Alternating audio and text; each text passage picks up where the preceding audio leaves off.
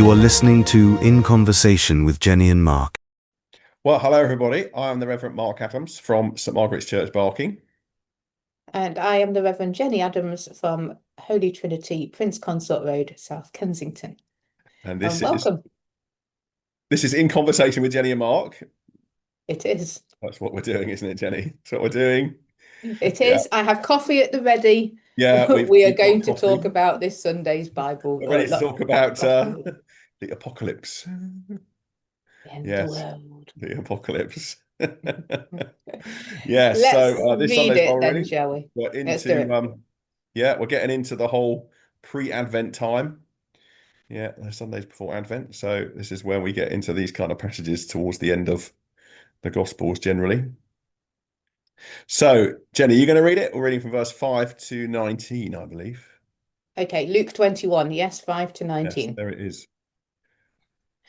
When some were speaking about the temple, how it was adorned with beautiful stones and gifts dedicated to God, he said, "As for these things that you see, the days will come when not one stone will be left upon another, all will be thrown down." They asked him, "Teacher, when will this be, and what will be the sign that this is about to take place?" And he said, "Beware that you are not led astray, for many will come in my name and say, 'I am he,' and the time is near. Do not go after them. When you hear of wars and insurrections, do not be terrified, for these things must take place first, but the end will not follow immediately."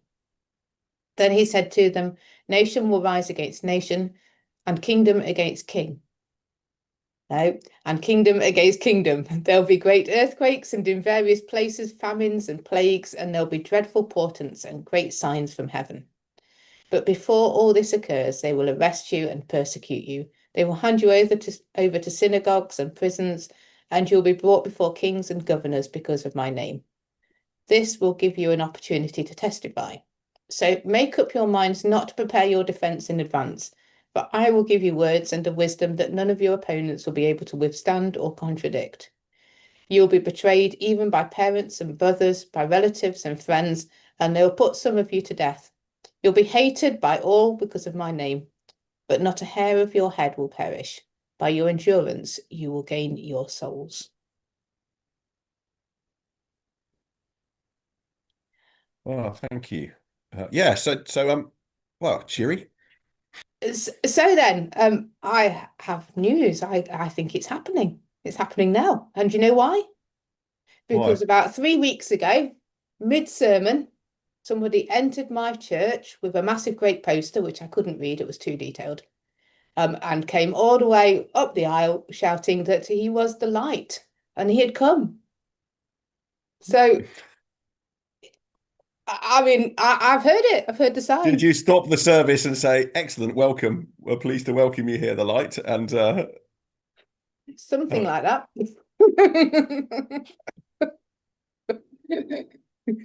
Not well, I'm not glad to know quite. that. I mean, I missed it personally, but obviously, I'd have thought we would have noticed, really. But anyway, maybe it was just a South Kensington thing. Well, I mean, the people in my church noticed. I mean, I guess it's. I don't know about you, but when you,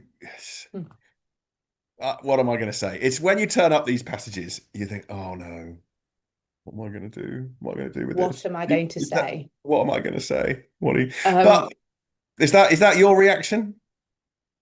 well, it's not this week because I'm not preaching.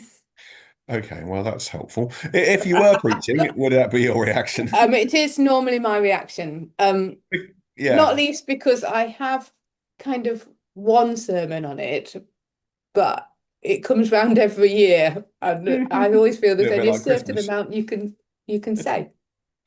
I mean, I guess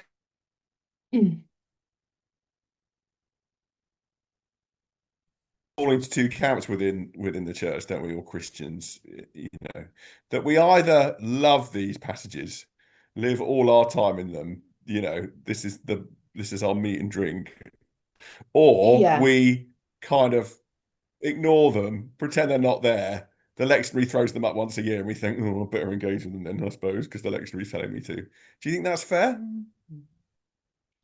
Kind of. So I think that's fair if you are a preacher. Because as preachers we have to find something to say about it, and it's one of those Right. passages that I don't know, that there doesn't seem to be an awful lot to say about it.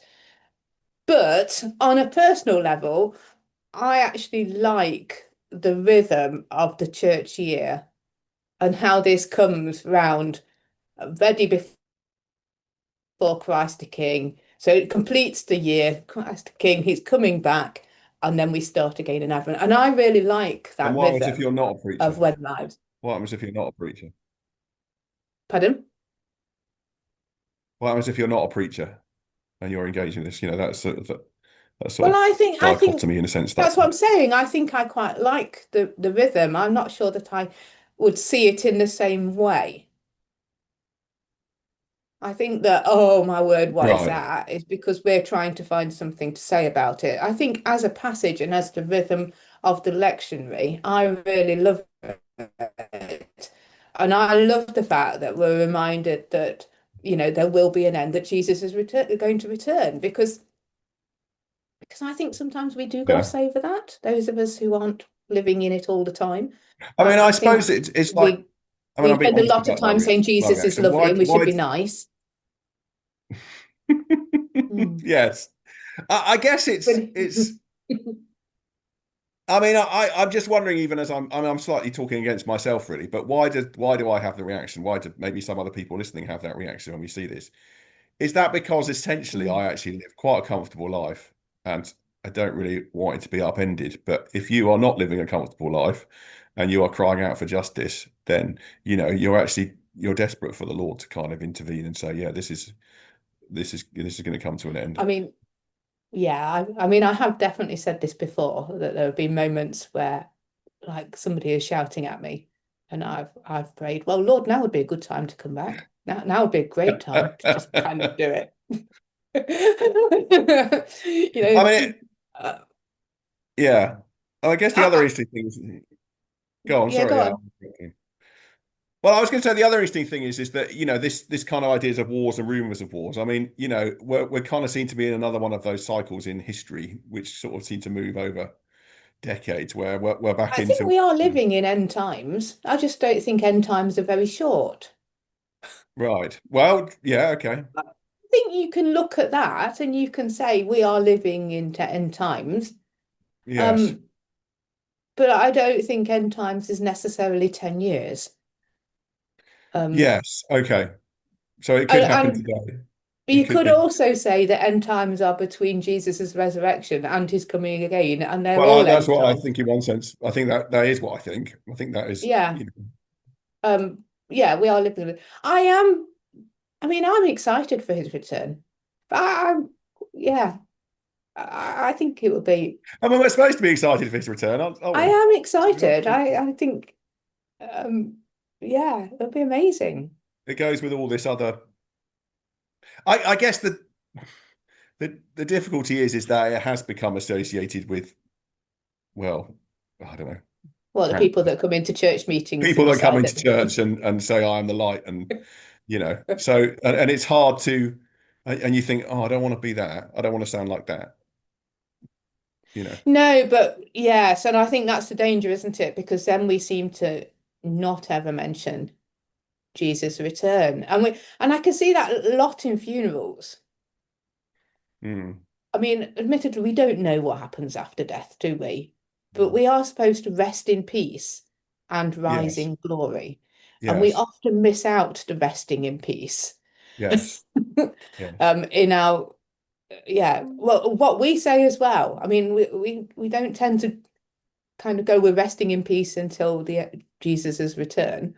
yes, yes. Now, one of the reasons I don't hammer that home is because actually we don't know that time is linear, and it probably No, that's isn't. right, that's Um, right. But there is a tendency to miss that out and go straight Yes, to what is heaven like now? What does it look like? yes, yes. Um, So I guess there's a kind of there is a comfort in this reading in the world that as we see it now, and I mm, think because I think one of the things that I was just briefly reading before we came on is that these passages, even in their own day, mix contemporary events with seeing what's going on behind the scenes, as it were, which of course is the idea of apocalypse or revelation, that there's a revealing about what's really happening behind the events that we see. And wars and rumors of wars, well, that still hasn't stopped, has it? And I was sort of thinking, in fact, in one sense, it's getting, with all the stuff that goes around on social media, as we call it, actually rumors can, this idea of rumors spreading around the world, is kind of accelerating again, isn't it? In, people And can I make. think, yeah, sorry, carry on. Just finish that No, go on. sentence. What do you think? Yeah. I was going to say, and if you take that and then you go right back to the very first bit where it was like, these beautiful stones that will all be cast down. The thing is, none of this matters.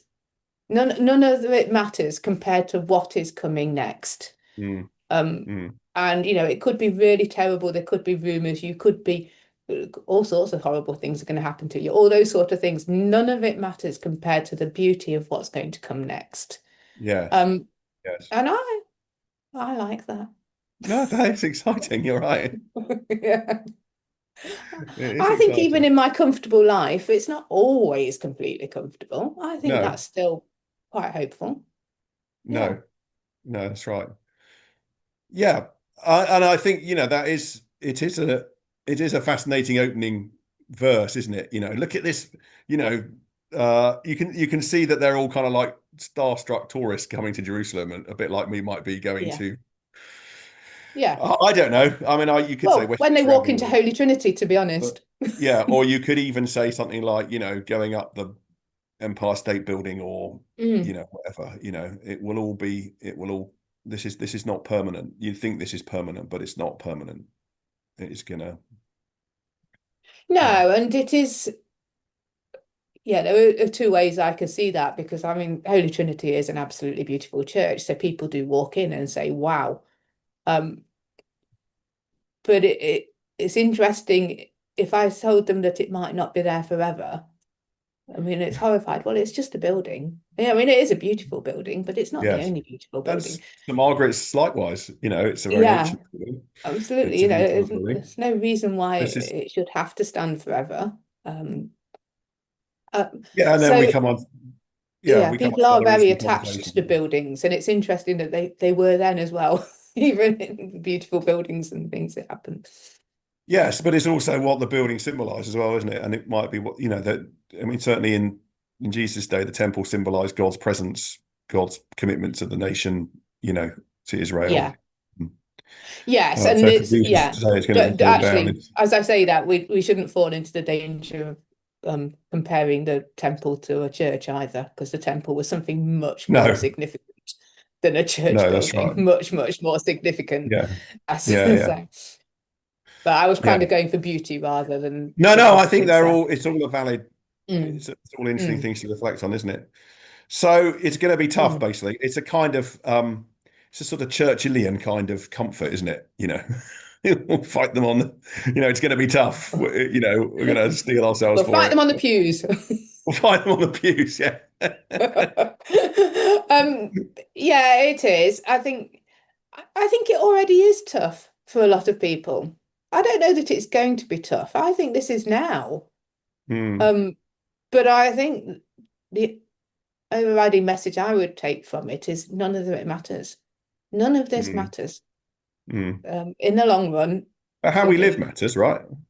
Doesn't mean say how we live matters, yeah. yeah, but I kind of, yes, but it doesn't really say anything about how we live. It's talking about the beauty of buildings and things that might happen to us. Yes. And not to be And I would alarmed, and say, not to be. don't be alarmed. It might be horrible now, but none of it really matters. If they take rumors about you, it doesn't matter. And isn't that So this? let's be fair, Can I Jenny. quote Tom Easy to Hanks? say, hard to do, right? You can Can I quote Tom quote Tom Hanks. Hanks? Forrest Gump. This too Was shall this a Forrest Gump pass. quote? Oh, No, no, okay. no. Actually, Tom Hanks. His Oh, motto okay. for life is "This too shall Oh, pass." If okay. life is going well, this too shall pass. If life is Yeah. going badly, this too shall pass. Yes.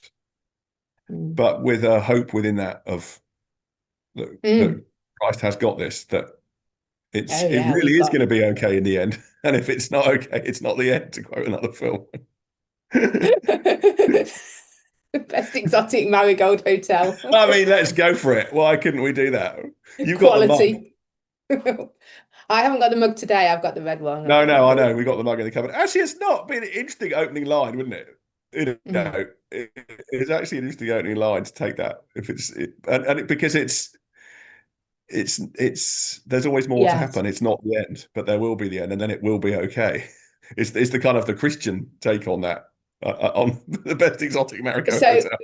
so just to make that clear for everyone, it's the best exotic marigold the best exotic marigold hotel, and the quote is, "It'll be all right in the end, and if it's not all right, it's not the end." And we live by that, That's don't not the we? quote. That's not the quote. It's got the word okay in it. Well, Anyway, what did look I it up. say? You said if it's not all right. It is basically the quote. It was pretty Oh. close. Yeah, look it up if you need to. But yeah, I guess there's a really interesting, that actually in a way is a kind of, could it be even an encapsulation of this?